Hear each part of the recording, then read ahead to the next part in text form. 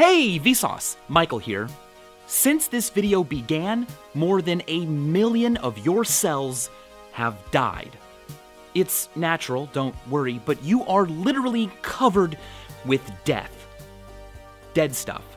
Fingernails, your hair, the outermost layer of your skin, all made out of dead things. And you are losing this dead stuff constantly. Every week, about 5.5 grams of dead skin sheds off of your body. Ohio State University found that 80% of that material you see indoors beautifully dancing across sunbeams is dead human skin.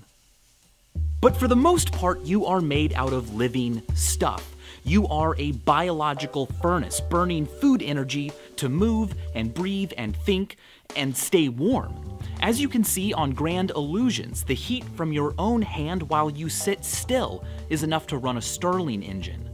Your cells are busy and active and dividing millions and millions of times every day. In fact, because of that, you shouldn't even really be called a person. You should be called a purse-on. And on and on and on and on and on and on and on. But here's the really mind-blowing thing about the mind-sustaining process of cell division. The replication of instructions, DNA for each daughter cell, requires copying an exact sequence of 3 billion nucleotides. That's a lot. Luckily, our bodies are perfectly happy to do it, but they're not perfect. Every time a single cell in your body divides, the enzymes that synthesize your DNA make 120,000 mistakes. Some of these mistakes wind up being beneficial. Some of these mistakes wind up being harmful, and some are just neutral. They don't make a difference. But if a mistake, a mutation in a cell's DNA, causes the cell to behave abnormally and stimulate its own growth, ignore signals to stop, stimulate the body to give it its own blood supply, potentially multiply forever, and unstick from where it began to spread throughout the body, it becomes a special type of cell. We have found 200 diseases with various origins and natures that fit this description. Despite being different, they often go by the same name: cancer. DNA mutations occur randomly in your body, but they can also be inherited or caused by the environment. For example, exposure to ultraviolet radiation from the sun can cause all kinds of damage, including genetic damage. If little or no skin protection is used, the accumulation of all these types of damage can be quite dramatic. This man drove a truck for years, exposing one side of his face to more sunlight than the other. And for 15 years, this woman worked in a room that had the same window, a window to her left. Environmental damage to the body, whether cancer-causing or not, is serious business.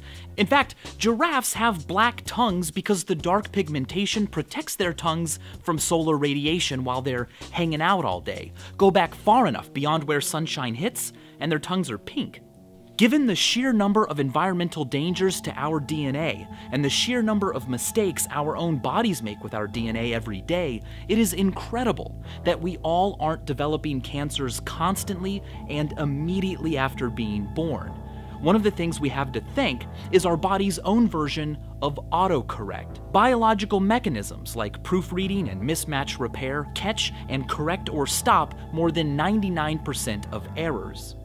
We grow old and pass away for many, many reasons, but when it comes to cancers, our body's own internal autocorrect is like the autocorrect on your phone. It's pretty good, but it's not perfect. Cancers still develop, especially after the accumulation of mistakes and mutations over time. I'm incredibly grateful to Cancer Research UK. They helped me a lot with this episode, and thanks to work by groups like them, we are at an accelerating rate finding ways to prevent and control cancer beyond what our bodies can do alone. I mean, after all, natural selection can only see so much because of the selection shadow. We aren't all the same, and if your genetic variations make you and your children more successful at reproducing, well, what do you know, your characteristics become more common. But this phenomenon has a weak influence here, later in life. after your role in reproduction and raising offspring to independence has passed. We have found evidence of the selection shadow at work with mice and bats. Raised under perfect conditions with veterinary medicine and safe lives, mice only live about 2 to 3 years, whereas bats, with similar sizes and metabolisms, can live for 30 years or more. The significant difference here is that unlike mice, bats have had in the wild for millions of years fewer predators, a smaller chance of dying early due to extrinsic mortality. They've on average had more days for natural selection to influence. This could be a very good explanation for why diseases that affect our complex multicellular selves late in life are still with us. But wait, why are humans living so long today? I mean, in the past, but genetically recently, weren't teenagers considered middle-aged? Not really. While it's true that in the past life expectancies were quite a bit lower, a life expectancy is merely an average number of years a person was expected to live as soon as they were born. And in the past, infant mortality was so high, the average was brought down significantly. It's true that in the early 1600s here in England, life expectancy was only 35 years, but if you made it to the age of 21, well, you could easily expect to live well into your 60s. Lifespans that go beyond the age of reproduction have always made sense for humans because we are intelligent and social, useful to one another, and our children take a lot of time and guidance to gain independence. But that just moves the selection shadow ahead. It's still there, suggesting that in the end, our bodies might just be tools our sex cells use to reproduce and grow up to do it again. Nature and time haven't helped our bodies battle late-acting diseases because a chicken is just an egg's way of making another egg. But maybe not for long. Our minds and modern science, technology, engineering, and mathematics are making progress against late-acting diseases. And when it comes to cancers, Cancer Research UK points out that 40 years ago, only 1 in 4 people lived 10 years or longer after being diagnosed. Today, that number is 2 in 4, and they believe that in only 20 years, that statistic could be as high as 3 in 4. Refrigeration and sanitation are tackling stomach cancers caused by infection, vaccines are preventing cervical cancer, anti-smoking campaigns and reductions of obesity and diabetes, and the elimination of cancer-causing chemicals from our everyday lives are giving us an edge. We learn more every single day. The process is slow but steady because cancer is not just one thing. It's unlikely there will ever be a single cure for cancer because there are 200 different types of cancers. But there will be cures and better methods of prevention and detection.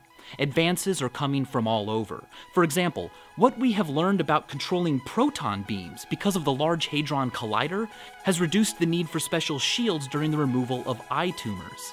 The statistical surprise that cancers aren't more common in our bodies is a sign that we're involved in a relay race. Natural selection already did some of the work, now it's our turn. When we talk about cancer, we often use the language of war. It's a battle, it's a fight. But the challenge isn't so much a war with winners and losers and surrender as it is a mutiny. We can't help the fact that we are all at sea. Natural selection at least gave us boats, but now we are making where those boats go our decision. And as always, thanks for watching.